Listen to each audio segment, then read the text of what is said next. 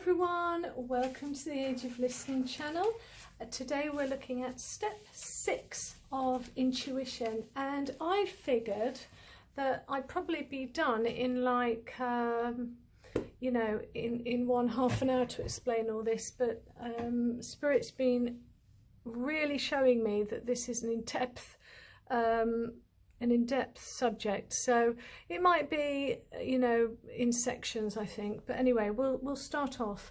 So I was given initially this little graph here, and I thought, what on earth is that? So I filled it out, and then I was given the dots above, and then I was started to be filled in, and I've got this little bit here. So I've been asking for the last 3 months why people in this spiritual community, and I'm talking about all the different religions, all of them, you know, why that there is such a disparity and why there is so much fear and anxiety going around at the moment. We know that fearful times, like at the present, bubbles up the realness of what's going on in people's hearts, and that is what the time that we're in, that's what it's done. We are seeing what's in people's hearts, and you know, and I don't say that judgmentally, it's just kind of, you know, it's been shown through history, you know, how we react to things in history really shows what's really going on inside. But so I was asking this, and my spirit said to me, you know, you need to do a topic that's looking at who we're following, who we worship, who we listen to, and you know, in our own intuitive times of meditation or prayer times, and tell them why it matters. So and give me the title As Above, So Below. So that's kind of an explanation I was told of what this is.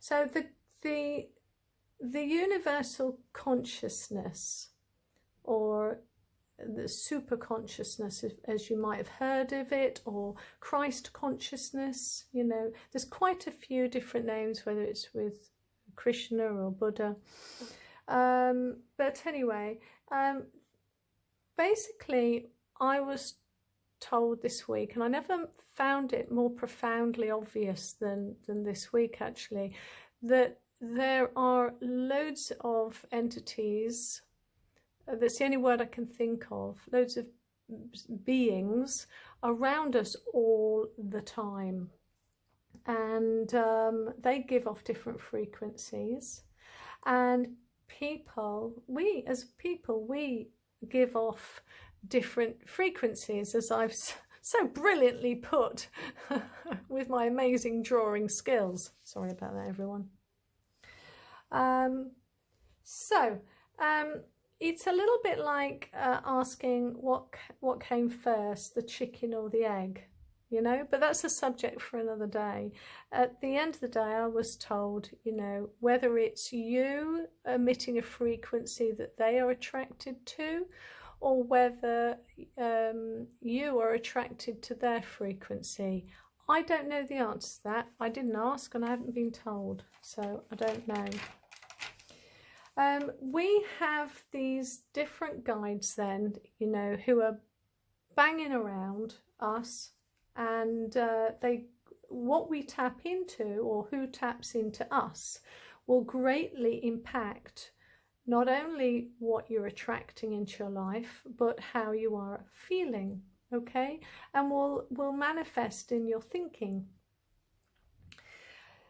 The opposite is well, yeah, so I learned a long time ago that what type of leadership you have, and I thought this would be a really great way of showing it, what type of leadership you have at the top of your family, friends, your friendship circle, workplace, places of worship, will affect the way you feel and your attitude and the way you think, and you know, and mattering to a certain, you know, what your perceptive abilities are like and how well tuned you are, your behaviour.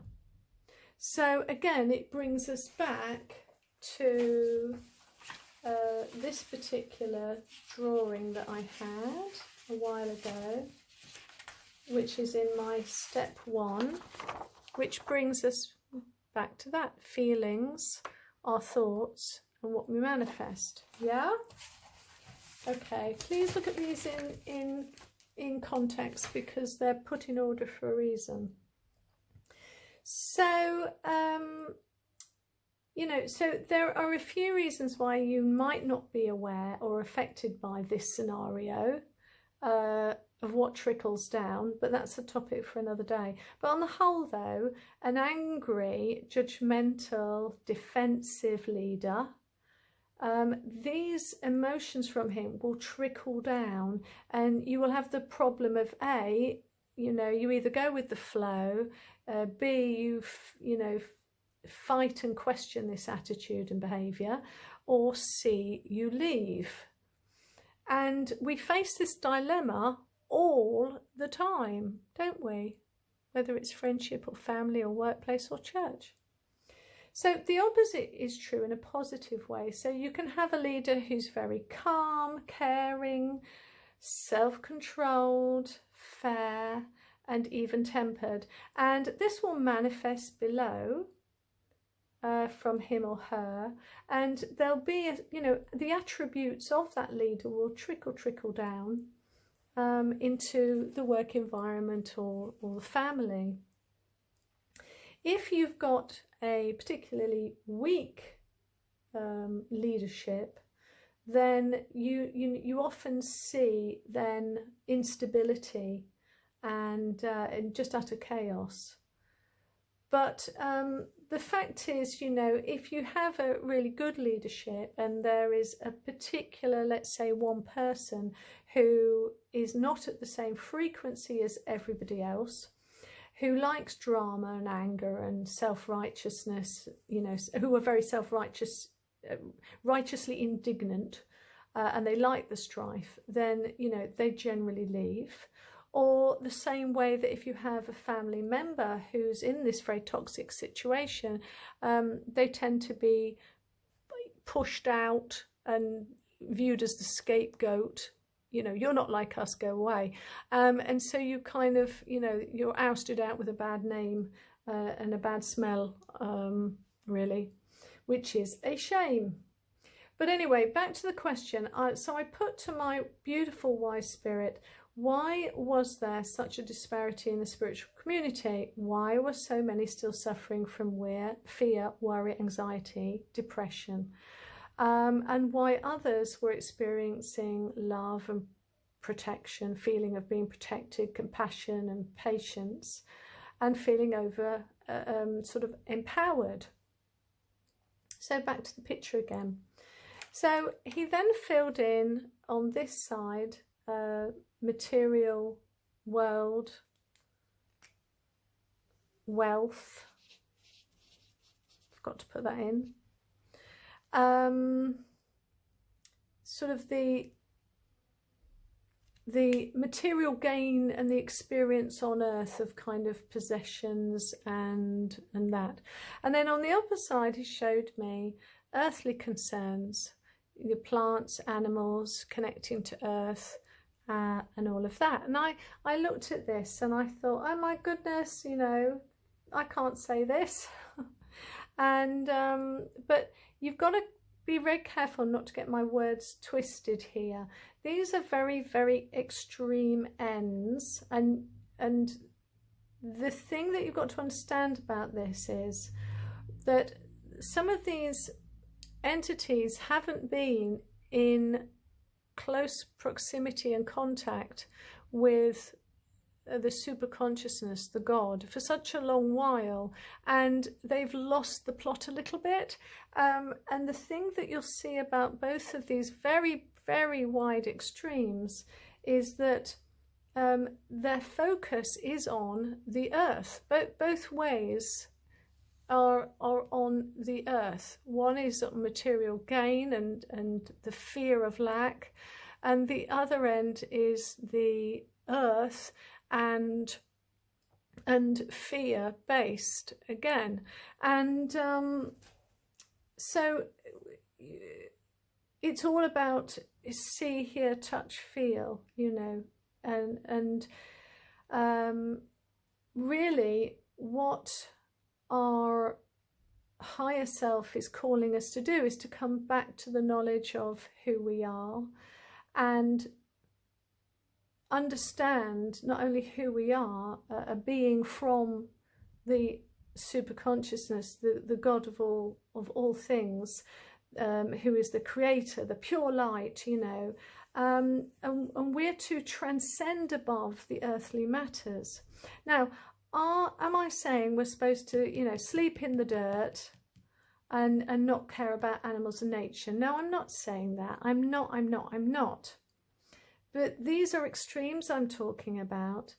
But I've kind of witnessed enough spiritual people in all of these ranges who can be very, you know, angry, greedy, fearful, and just very unstable, quite judgy and very argumentative, and you know, and some of them really struggle with coping in this earthly dimension.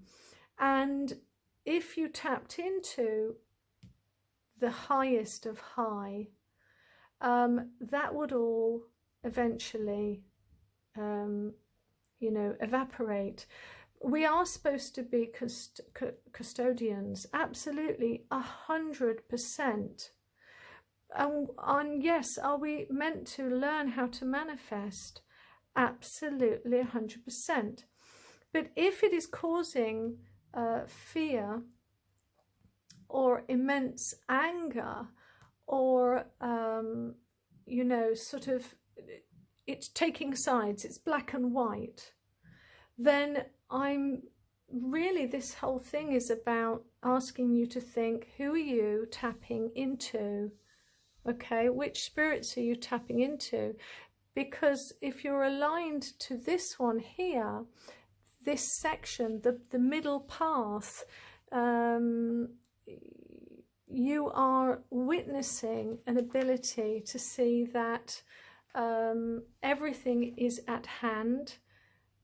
Everything will be brought back to where it needs to be. You've got a level of calmness, and you've got that renewed mind. You're expecting miracles. You're solution based. You're expecting transformations, and you are being put on the offense rather than the defense.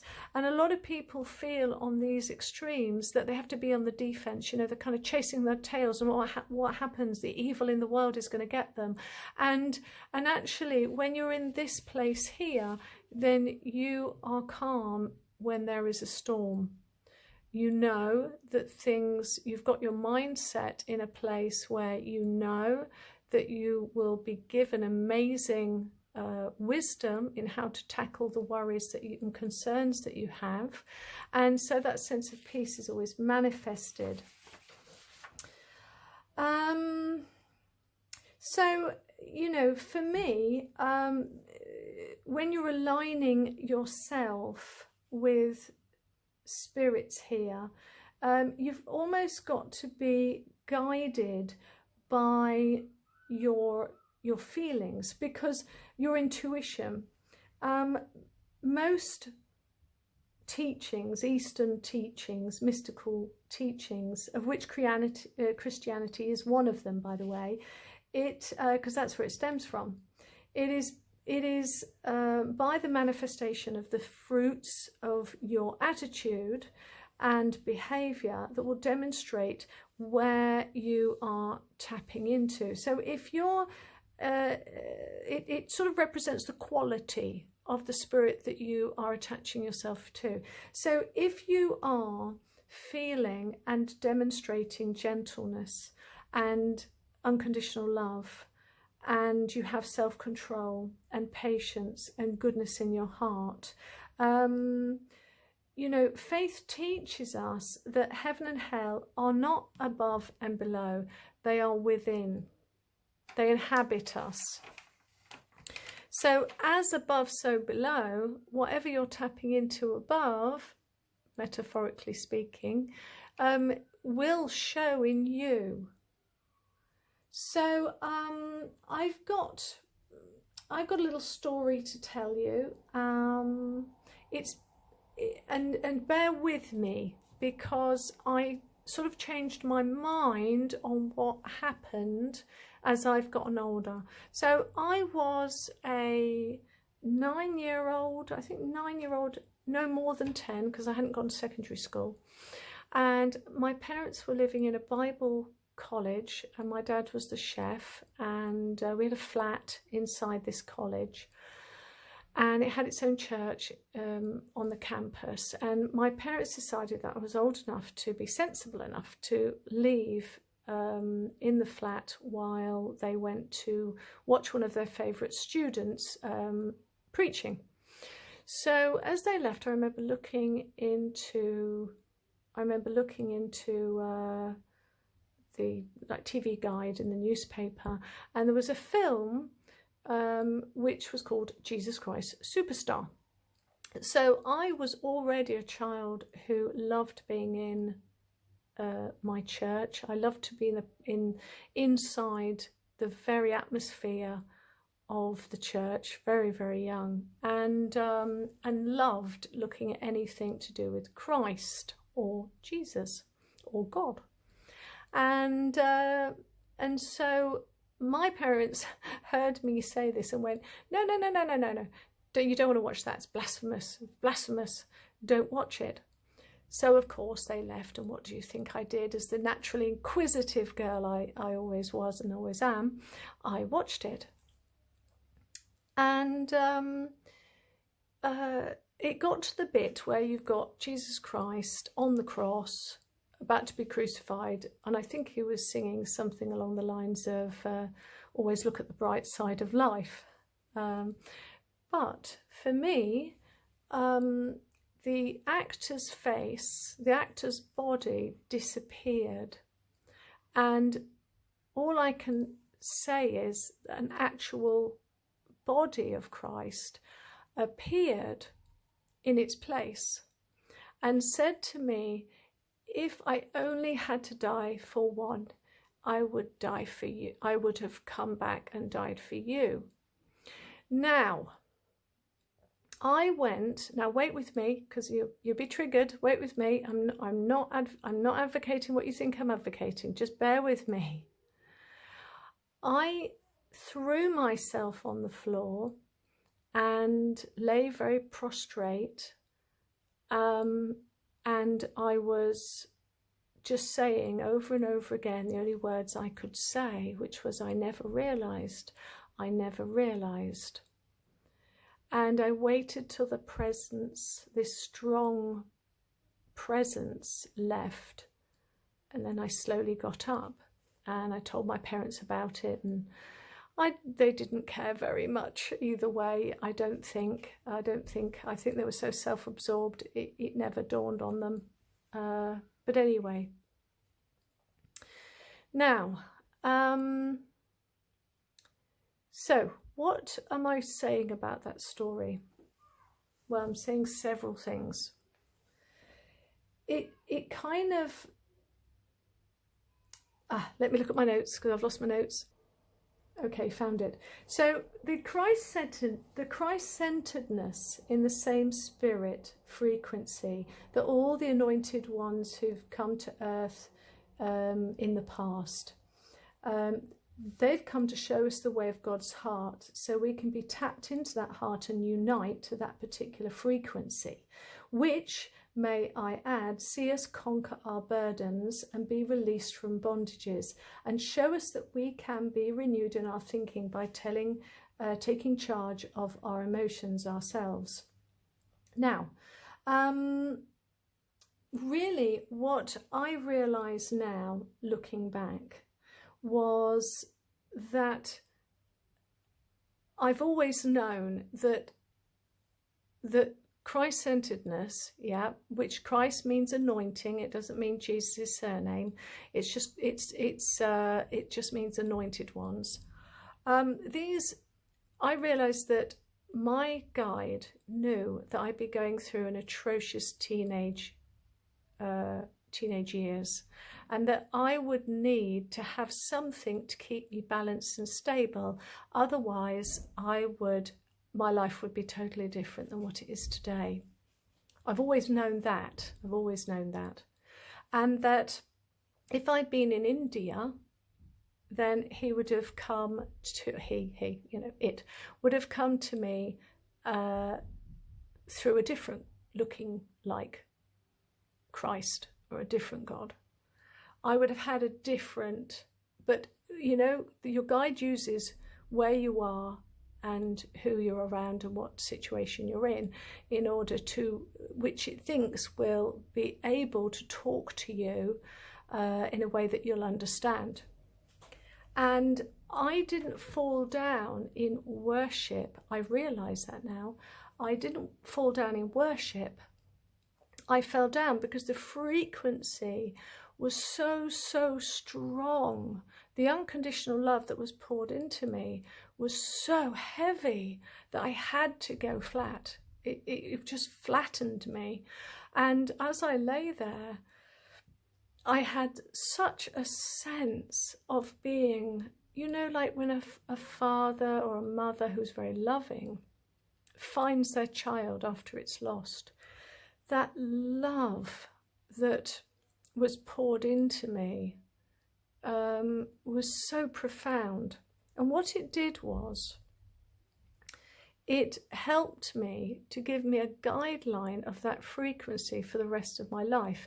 Did I not go through the difficult times? No, I went through every single one of them. But being able to search for and tap into that unconditional love kept me sane. It kept me not safe, but it helped me to get through them. And instead of being damaged goods for the rest of my life, I was able to understand that there was something greater than me that was going to help me go through these situations. All of my experiences with what I call my guide or Holy Spirit, I look back and realise that I was never really called to worship him, but I was, but what God wanted, that Christ superpower God wanted from me was relationship, was a joining together and a relationship, a working relationship. Some Bible scholars look at the Bible and they state that there are different gods spoken about in the Bible, but that the church kind of gathered those stories together with all those gods and kind of lumped them into one big thing. And I'm leaning towards that explanation. I don't know everything. I don't profess to. I can only go back on my experience. But I look back at all of the experiences I've had, and I've never been called to worship. There's a lot of these deities that require you to worship, and there's almost like a barter system. You do this and I'll do that, and that's been going on for centuries. This God I have never found to be the one, the super consciousness, the pure light. It never wants to barter with you, and it doesn't want that power over you. It wants to empower you. And hopefully that makes some sense. So let's move on to lastly. So Abraham came down from the mountain once he got the Jewish people out. Remember, these are stories that are very symbolic, and he was famously came down off the mountain with the what is it, the Ten Commandments, and he was, in the story, he was famously cross because they were celebrating the age of Taurus with the bull, when in fact they should have been ushering in the age of Aries. And I'll put a link below so you can read about the various different ages and what they mean in Wikipedia. It's absolutely brilliant. But this is a symbolic story, and it's interesting to note, you know, that possibly why the ones who couldn't grasp this new age of Aries and what it meant were never really able to see the promised land. And I'm seeing this play out now. We're entering into the age of Aquarius, and if any of you old Christians like me will remember, he was asked by the disciples, you know, what will happen, you know, when you go? What's going to happen then? And he said, look for the man. I'm going to get this wrong because I've forgotten it now, but look at the man with the pitcher of water, and follow him. And that's the age of Pisces, which is sorry, that's the age of Aquarius. So through the ages of Jesus, that's the age of Pisces, and before then, but you know, so you'll have to look it up on Wikipedia. But you went from the age of Pisces, the age of sort of Jesus and the establishment of the church, to the age of Aquarius, where we are in now. And there is a division to the ones who right now are getting it, and the ones who are stuck in the old age. So I've been in churches where I have, you know, when I look back now, and I feel in my heart of hearts that they were worshipping different gods to mine. Their minds were not renewed, their hearts, you know, weren't full of love. They weren't on that same frequency. They were following a God who was very, you know, revengeful, retributory, if there's such a word, very angry, and they were filled with it. And this brings me back to, you know, do you know who you're praying to? If it alerts you when your attitude is not right for others or for yourself, it doesn't have your highest purpose or others in mind, are you on that right track? If it supports you through the toughest times, doesn't ask for, you know, any sort of recompense or any sort of, you must do this in order to get that, you know, that sort of thing. I must sacrifice this to get that, or I must make sure that I honour this God so it will bestow something for me. Then you might, and you're not feeling that love and acceptance, and you're not sensing that unconditional love, then you might be tapping into different entities, which you might have to revise, you know, and you can see it manifested in your life. You can see how you feel when you talk to that entity. Is it showing that unconditional love? So yeah, so that, I mean, this really is for people who are just starting out. It's to get you thinking about, you know, are you feeling anxious and nervous? If you're aligned, are you feeling that unconditional love? Because I this has been my guide. If I go too far over, I find I get into a barter system with them, and it's like nah. So I've always stuck to the middle path, and that's the end of step 6, probably step 6A, who knows. All right then, hopefully that's sort of, you know, it's not meant to be perfect. You don't have to agree with me, it's fine.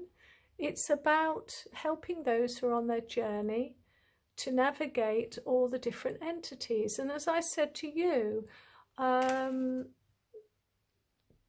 sometimes, you know, if you're feeling super, super angry about something, sometimes you can accidentally tap into a real old spirit who's really an entity which wants you to do bad things. And to get out of that situation, you just have to go, it's love and light. It's always love. It's always love. If you're not of love, go away. If you're not of love, true love, then go away. And I just have to, I don't get it very often, I'll be really honest. Probably I've had it about twice, because I stick to this one. And it's never taken me anywhere bad. And it asks nothing of me but relationship, deep relationship, and which I am more than glad to give. My allegiance will always be to that love. And I hope you have a great week, and I'll speak to you next Saturday. Bye.